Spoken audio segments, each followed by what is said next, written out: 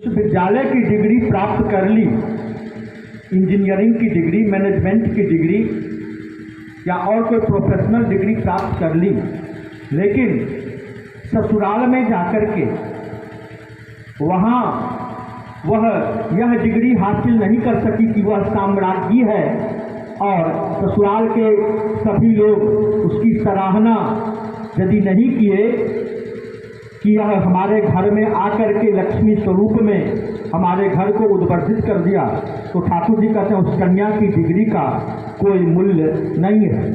देखिए, एक सच्ची घटना बतलाते हैं कि एक बेगूसराय में इसी तरह का विवाह हुआ और हाई प्रोफाइल हुआ विवाह, जितना हाई प्रोफाइल होना चाहिए आज के समय में सब हुआ। तो क्या हुआ कि वह कन्या जो भोजन बनाने के लिए गई, भोजन बनाई, तो स्वामी को जो है, जब भोजन करने के लिए स्वामी भोजन कर रहे थे, देखो कंकर जो है तो उसमें आ गया, बहुत कंकर उसमें था, बहुत कंकर था। तो स्वामी जो है तो कहती है कि, और वह लड़की जो थी, आँख उसकी बहुत बड़ी बड़ी थी, बड़ी बड़ी आँख जो है तो कन्या के सौंदर्य का रूप माना जाता है। तो वह लड़का जो है वह कहता है अपनी पत्नी से, इतनी बड़ी बड़ी आँखें हैं और इस कंकर को तुम नहीं देख सकी और तुम खाना बना दी। तो कन्या क्या जवाब देती है? कन्या कहती है कि हाथी की तरह तुम्हारा देह है, तो कंकर को तुम नहीं चुरा सकते। हाथी की तरह तुम्हारा देह है तो तुम्हें कोई कंकर को तुम नहीं चुरा सकते जो तुम बोलता है। तो इस तरह का यदि विवाह होता है तो वहाँ कितना उद्वर्धन होगा। एक जगह मैं गया सत्संग करने के लिए, वधू प्रवेश का अवसर था, मैंने कन्या आई थी और आने के बाद पाक स्पर्श कर, तो पाक स्पर्श के दिन जो है तो कन्या को तब कही जो प्रारंभ करियो। तो कन्या जो थी कभी भोजन बनाई नहीं, सब दिन पढ़ाई लिखाई की, लेकिन होम साइंस की पढ़ाई की। तो वह पढ़ी थी जो चावल को अच्छी तरह से साफ करना चाहिए भात बनाने से पहले। तो वह सोचती है कि अच्छी तरह से साफ कैसे होगा, बहुत गंदगी होगी, तो सर्फ इसमें डाल देंगे डिटर्जेंट, तब बढ़िया से होगा साफ। बढ़िया से सर्फ में डाल करके चावल को साफ की, भोजन बनाई, किसी के खाने के लायक भोजन नहीं रहा। तो इसीलिए ठाकुर जी कहते हैं कि यूनिवर्सिटी है, विश्वविद्यालय है लड़कियों के लिए ससुराल, और वहाँ जाने के बाद तब वहाँ से वह डिग्री प्राप्त कर ले तब उसकी सार्थकता होती है। तो अब हम आगे श्री ठाकुर जी के इस विषय वस्तु पर में प्रकाश डालने के लिए हम आग्रह करेंगे अपने अभिन्न हृदय प्रिय मुकेश कुमार श्रीवास्तव जी से कि आप आवें और हम लोगों को इस संबंध में श्री ठाकुर जी का जो दिव्य निर्देश है उससे हम लोगों को उद्बुद्ध करें। आदरणीय श्री मुकेश कुमार श्रीवास्तव।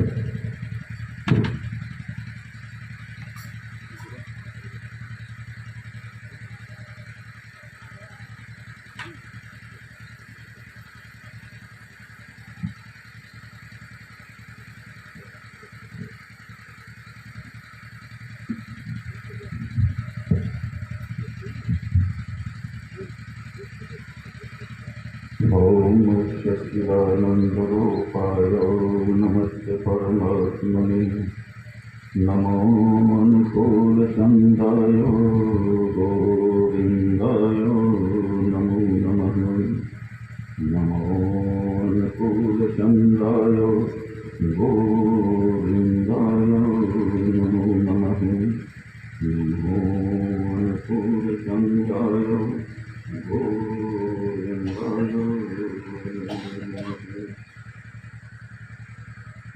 उपस्थित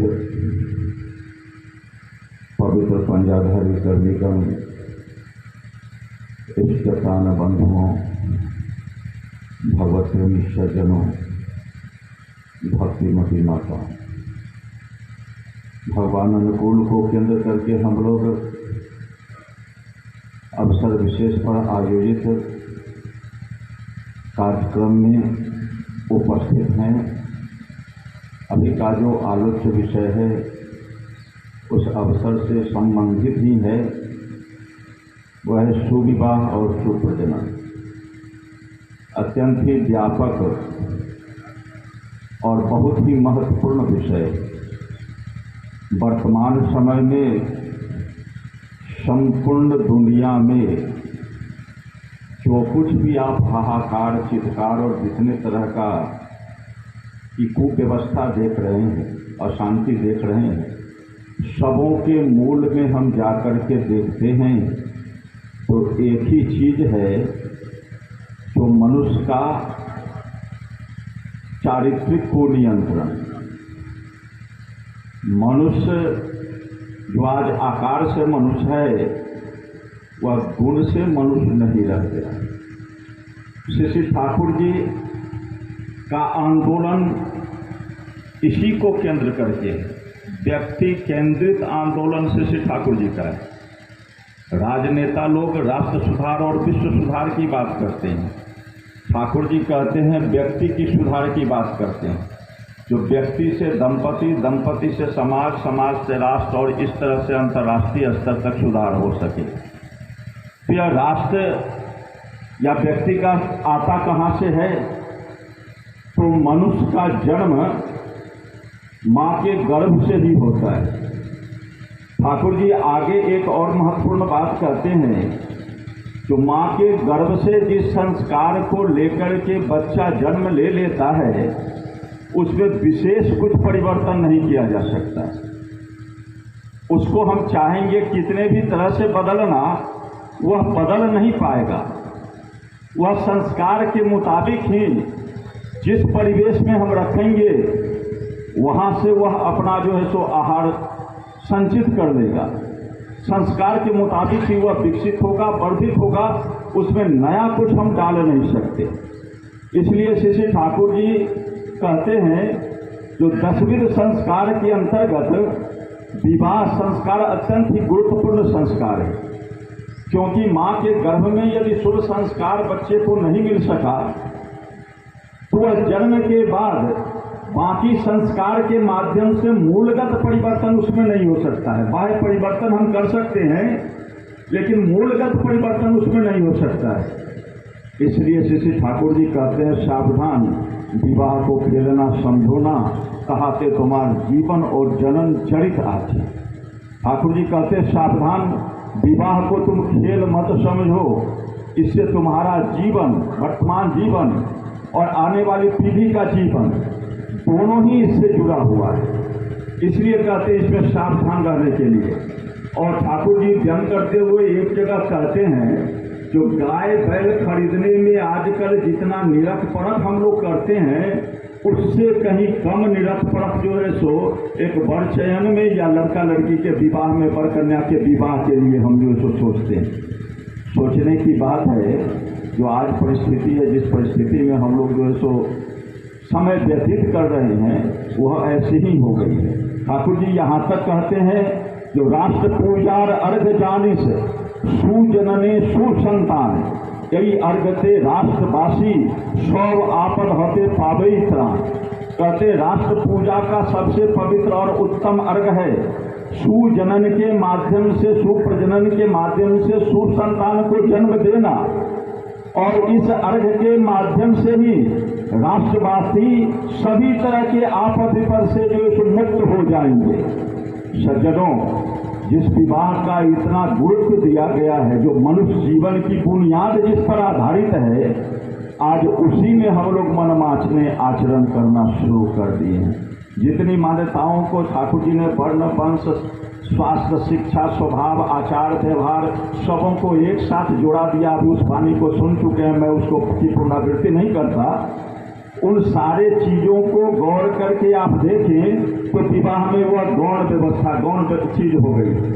और मूल चीज क्या है, जो जहाँ अगर कन्यागत जाते हैं, कन्या जो है सो के लिए वर चुनने के लिए, तो देखते हैं उसकी संपत्ति कितनी है, उसकी नौकरी कहाँ है, वह किस पद पर काम कर रहा है, इतना ही उनका मूल लक्ष्य होता है।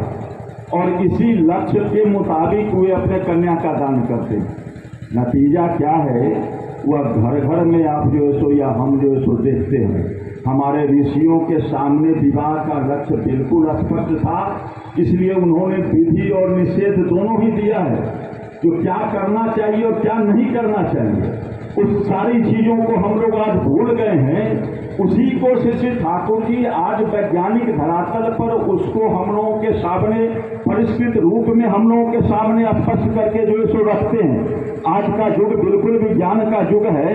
यदि इस विज्ञान के युग में विज्ञान की भाषा में हम किसी चीज को नहीं समझ सकेंगे तो कहेंगे यह बेकार है, और इसी का परिणाम है, इसी का यही कारण है जो हमारे ऋषियों के द्वारा जो स्थापित मान्यता थी, जिसको परंपरा में हम लेकर के चलते थे, और देवकुल संतान घर घर में जो है सो जन्म लेते थे, आज वह परंपरा को हम लोगों ने ध्वस्त कर दिया है आधुनिकतावाद का अनुकरण करते करते।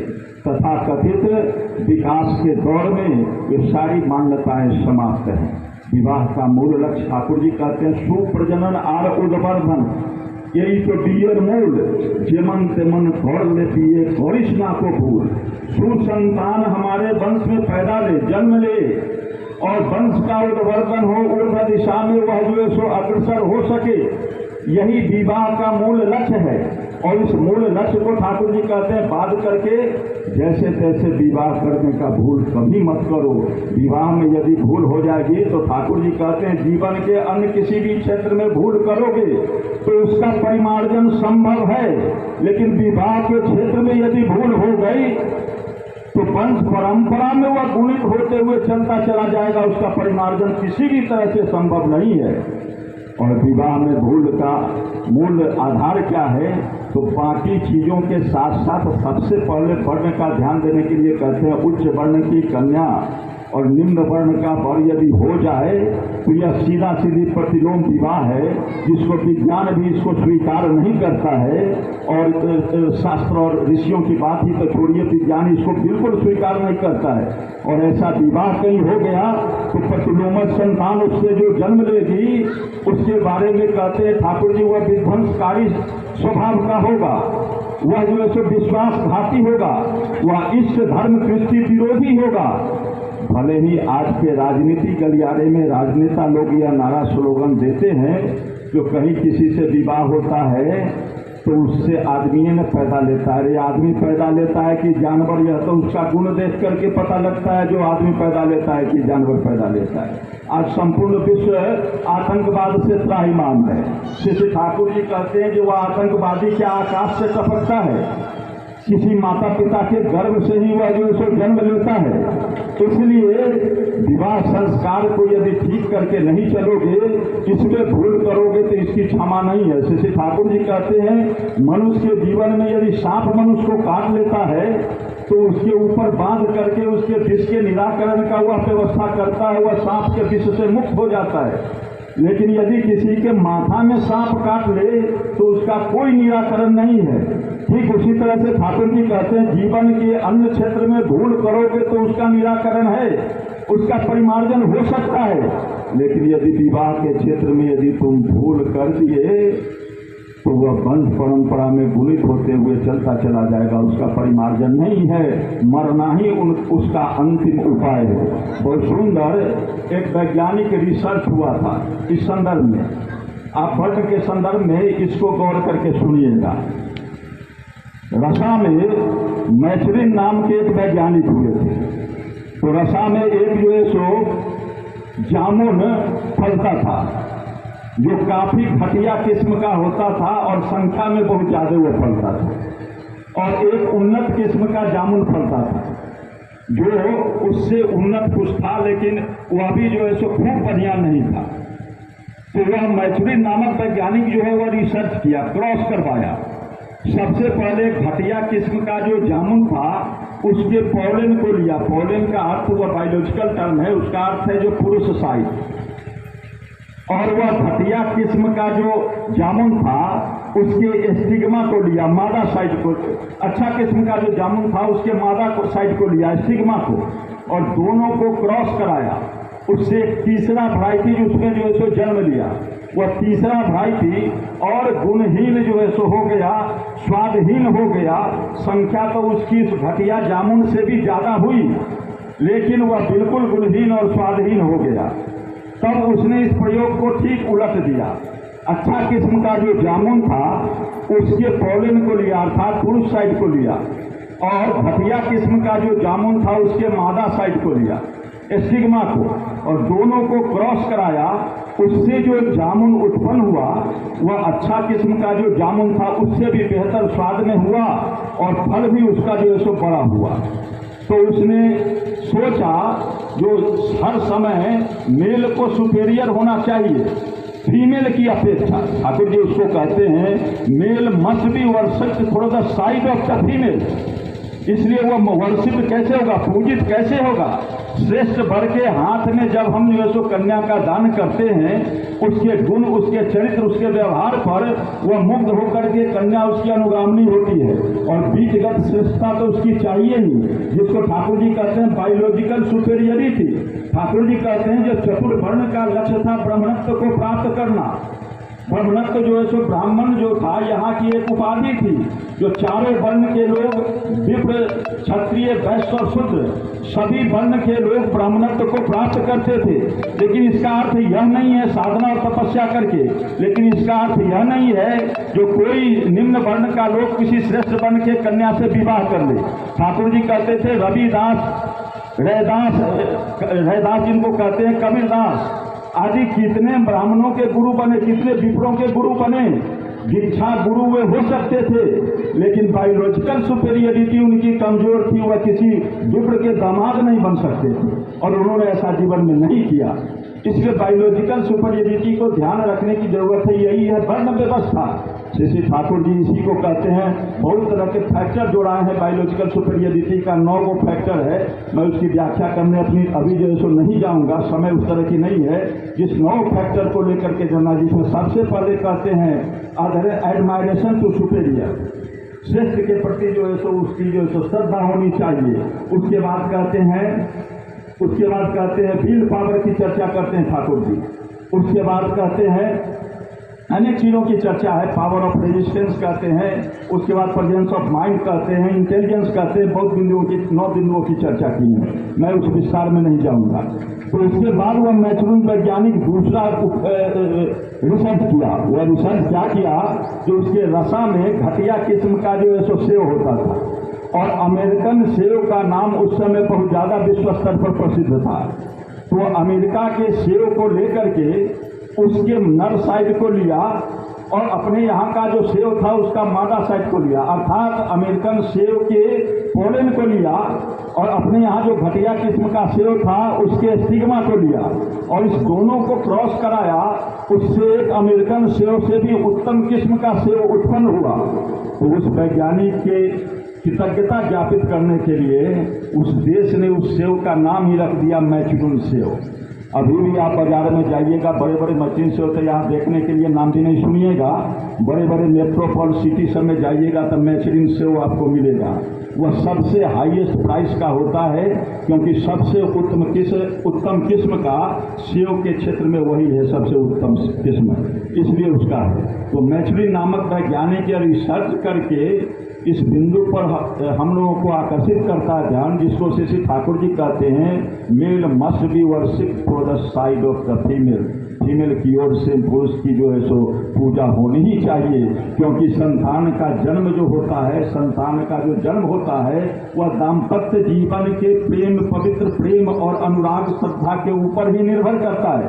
जितना अनुरागी दाम्पत्य जीवन में जितना अनुराग हो जाए, जितना गंभीर प्रेम होगा, उसी के मुताबिक जो है सो सुसंतान का जन्म हो सकती है। यदि ऐसा नहीं हुआ, दाम्पत्य जीवन में खटखट फटफट जो है सो तू मैं लगा रहा, तो कभी भी सुसंतान को जन्म जो है सो वह दंपति जो है सो नहीं दे सकते हैं। श्री ठाकुर जी अनेक उदाहरण अनेक तरह से जो है सो इसको जो है सो दिए हैं। एक दाम्पत्य जीवन का, सुंदर दाम्पत्य जीवन का उदाहरण जो है सो मैं यहाँ पर ठाकुर जी ने जिसको कोट किया, मैं यहाँ रखते हुए वाणी को विराम दूंगा। श्री ठाकुर जी उस जगह कहते हैं, बंगाल में एक जो है सो भक्त विद्वान हुए थे, बूनो रमानाथ उनका नाम था। बूनो रमानाथ की घटना को ठाकुर जी आलोचना प्रसंग में विवाह के संदर्भ में उद्धृत करते हैं। उनका दाम्पत्य जीवन कैसा था, उसी की चर्चा ठाकुर जी उसमें किए हैं। बूनो रमानाथ उच्च कोटि के पंडित थे, उनके निकट आसपास के उस समय राजतंत्र था, जितने राजे रजवाड़े थे उनके निकट आते थे जो है सो हर समय वह जो है सो बहुत समस्याओं को लेकर समस्याओं का निदान करवाने के लिए और सारी समस्याओं को वे शास्त्रोचित ढंग से निदान जो है सो वास्तव देते थे। तो इससे सभी राजे रजवाड़े के बीच में इस राज्य का बहुत ज्यादा प्रतिष्ठा थी। और गुरु रमानाथ की आर्थिक अवस्था अत्यंत ही दयनीय थी। वह दोनों शाम बहुत मुश्किल से भोजन प्राप्त करते थे, ऐसी ही आर्थिक अवस्था थी। तो इस राज्य के राजा को पता चला जो हमारे राज्य में इतने विख्यात पंडित हैं और उनकी आर्थिक अवस्था अत्यंत दयनीय है, उनकी मदद करनी चाहिए। तो वो मंत्री संतरी को लेकर के पहुंचा एक दिन उनके निकट। तो कुछ लोग उनको घेर कर बैठे हुए थे, बहुत सारी समस्याएं की चर्चा हो रही थी। तो वह जो है सो एक मंत्री जाकर के पूछा, जो पंडित जी आपको कोई असुविधा है? तो इतने तल्लीन थे अपने विषय को लेकर जो उनको सांसारिक जीवन का भान ही नहीं था। उन्होंने कहा नहीं कोई समस्या कोई असुविधा नहीं है, मैं जो समाधान दे रहा हूँ वह बिल्कुल सही है, उसमें कहीं कोई मुझको संदेह नहीं है और उसमें कोई असुविधा नहीं है। एक बार दो बार दोहराया, वह नहीं समझे तो राजा को जाकर के कहा जो पंडित तो ऐसा जो सो पागल है जो वह तो कुछ समझ ही नहीं रहा है, पूछ रहे हैं तो कह रहा है कोई असुविधा नहीं है। तो राजा अपने गए उनसे पूछने के लिए। तो पंडित जी उनको भी जवाब देते हैं वही जो नहीं मुझको कोई असुविधा नहीं है। तो राजा स्पष्ट करके उनको कहते हैं जो पंडित जी मैं पूछ रहा हूँ वो आपको सांसारिक जीवन चलाने में कोई असुविधा है, आर्थिक दिक्कत भी है? तो पंडित जी कहते हैं सहज ढंग से नहीं उसमें भी कोई असुविधा नहीं है। मेरे दरवाजे के सामने इमली का एक पेड़ है, उसके पत्ता का मेरी पत्नी प्रतिदिन साग बना देती है और घर के पीछे कुछ एक जमीन है जिसमें धान हो जाता है, उस धान से वो चावल तैयार कर लेती है, भात और साग दोनों शाम मुझको खाने के लिए सो मिल जाता है, इसके अतिरिक्त मुझको कोई जरूरत भी नहीं है। यह उनकी जो है सो भक्ति का स्वरूप था, यह उनकी तल्लीनता थी इष्ट में और भक्ति में। और उनकी पत्नी कैसी थी? पत्नी एक दिन जो है सो उसकी भी चर्चा ठाकुर जी आगे करते हैं। जो पत्नी एक दिन गई जो है सो पोखर में स्नान करने, उसी पोखर में दूसरे घाट पर रानी स्नान करती थी। तो वह डुबकी जो लगाई उसी समय रानी भी वहाँ स्नान कर रही थी। तो जो जल का जो तरंग उठा हुआ बढ़ते हुए चला गया हुआ जो है सो तालाब के अंतिम छोर तक जहाँ रानी स्नान कर रही थी, तो वहां से एक दाई जो रानी की थी वह जब चुनुकते हुए आई क्रोध के मुद्रा में और पंडित जी के पत्नी को कहती है जो तुम्हारी आर्थिक अवस्था इतनी दयनीय है जो हाथ में वो लोहा के चूड़ी के सिवा कुछ जुड़ता नहीं है तुमको, और तुम्हारी इतनी हिम्मत हुई जो अपने शरीर का गंदा पानी तुम रानी के यहाँ तक जगह तक जो तुमने पहुंचा दिया, इतनी हिम्मत तुम्हारी। और देखिए जो उसको अपने पति पर कितना गर्व है, उसके व्यक्तित्व पर कितना गर्व है। साग भात ही वह जुटा करके खाती है, लेकिन वह हाथ को जल से ऊपर उठा करके इस तरह से कहती है इस हाथ में जब तक यह लोहे की चूड़ी है तभी तक इस राज्य का मुकुट टिका हुआ है। जिस दिन यह चोरी उतर जाएगी उस दिन जो है सो इस राज्य का जो है सो कोई गौरव जो है सो समाप्त हो जाएगा, इस राज्य का मुकुट समाप्त हो जाएगा। उसने क्या कहा? इस शब्द के माध्यम से उसने यही संकेत किया जो मेरे पंडित जी जैसे विद्वान आपके राज्य में निवास करते हैं, इसीलिए आपके यहाँ आसपास के जितने राजे रजवाड़े हैं सभी यहाँ जो है सो आपके यहाँ आते हैं और इस राज्य को श्रद्धा की दृष्टि से देखते हैं। जिस दिन मेरे पंडित जी समाप्त हो जाएंगे उस दिन इस हाथ से यह चूड़ी उतर जाएगी और उस दिन यह राज्य जो है मुकुट विहीन हो जाएगा, इस राज्य का वह गौरव समाप्त हो जाएगा। श्री ठाकुर जी इस घटना को कोट करते हुए कहते हैं अंत में जो जिसके व्यक्तित्व पर पत्नी इस तरह से मुग्ध हो, साग अन्न खा करके साग भात खा करके भी जिस पति के व्यक्तित्व पर पत्नी इस तरह से मुग्ध हो, वही जो है सो देव कुल संतान को जो है सो जन्म जो है सो दे सकती है, अन्यथा कोई रास्ता नहीं है। इसलिए सज्जनों विवाह का मूल लक्ष्य यही होना चाहिए। इसीलिए श्री ठाकुर जी कहते हैं जब भी आप कन्या का विवाह के लिए किसी वर का चयन करने जाइए या वर का विवाह हो उस समय एक चीज को ध्यान जरूर दीजिए। ठाकुर जी संक्षिप्त में सूत्र देते हैं मिष्टि कथा मैत्री भाव शिष्ट आचरण यही दिखे तो बुझे लोके संस्कार के मन। यदि आप जाते हैं उस जगह कन्या के लिए अगर किसी वर के चयन में तो उसका अगर व्यवहार उसके साथ जीवनीय होता है, उस परिवार का जीवनीय मतलब अच्छी अच्छी बात जीवन वृद्धि की बात वह अगर करता है मिष्टी कथा उसी को कहते हैं, मैत्री भाव, मिलने जुलने का उसका जो है सो भाव हो, ऐसा नहीं भाव हो जो देख ले जो हमारे यहाँ आ गया मोटरसाइकिल से या साइकिल से तो ये बड़ा निकृष्ट मनुष्य, इसको दूर से भगा देगा, कहेगा ओ ये तो हमारा भी इज्जत बर्बाद करेगा, मोटरसाइकिल पर चढ़कर मेरे यहाँ चला आया बटुआरी करने के लिए। तो मिष्टी कथा मैत्री भाव, मिलने का भाव उसमें हो, शिष्ट आचरण, आचरण उसका शिष्ट हो, अर्थात कोई श्रेष्ठ पुरुष घर से निकले हुआ कुर्सी पर अकड़ करके छोटा बैठा हुआ है, वो उठने का नाम नहीं ले, तो यह देखने ही से पता चलता है जो वह जो है सो वंश जो है वह जो है सो श्रेष्ठ नीति का पालन वह नहीं करता है। इसलिए मिष्टी कथा मैत्री भाव शिष्ट आचरण, यही देखे तो बुझ भी लोग के संस्कार के मनुष्य का संस्कार किस तरह का है, इसका सहज एक झलक में परिचय पाने के लिए अत्यंत संक्षिप्त ठाकुर जी ने जो है सो सूत्र दिया है। तो कतिपय बिंदुओं की चर्चा ठाकुर जी कहते हैं। एक और महत्वपूर्ण बिंदु है गोत्र। गोत्र आज संपूर्ण जाति से जो सो समाप्त होते जा रहा है, गोत्र का ऋषि का नाम भी लोग नहीं जानते, यह समाप्त होते जा रहा है। यह भी विवाह का एक मेन फैक्टर है। ठाकुर जी कहते हैं सगोत्र विवाह भूल करके भी नहीं करना चाहिए, यह विज्ञान के भित्ति पर आधारित है। विज्ञान का सूत्र है similar charges repel, opposite charges attract. जो ठाकुर जी कहते हैं एक गोत्र ऋषि, एक गोत्र में एक ही तरह के रक्त की धारा प्रवाहित होती है।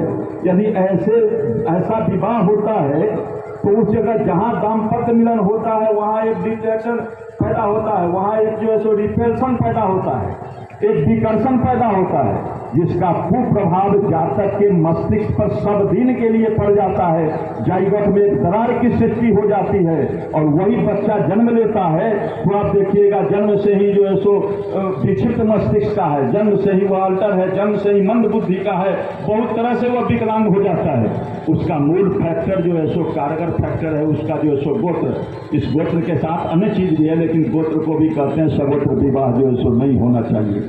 तो सज्जनों, विवाह की इन सब चीज़ों पर हम लोग जो है सो विहंगम दृष्टि दिए, थोड़ी थोड़ी अगर विचार करके भी हम यदि चलेंगे तो आज के समय में ठाकुर जी के द्वारा जो बताया गया रास्ता है वह अमृत पथ है। सहज ढंग से हम जो है सो सारे समस्याओं को काट करके सुपथ पर अग्रसर हो सकेंगे। परम पिता के रातुल चरणों में आप सभी लोगों की मंगल की कामना, साथ ही साथ जिस आयुष्मान के विवाह के पूर्व अवसर पर आज का यह जो है सो इष्ट को केंद्र करके आज का जो इष्ट आराधना का यह कार्यक्रम हो रहा है, सत्संग का कार्यक्रम हो रहा है, उस आयुष्मान के सुदीर्घ एवं मंगलमय स्वस्थ जीवन की कामना, जो इस दाम्पत्य जीवन की कामना परम पिता के रातुल चरणों में करता हूँ।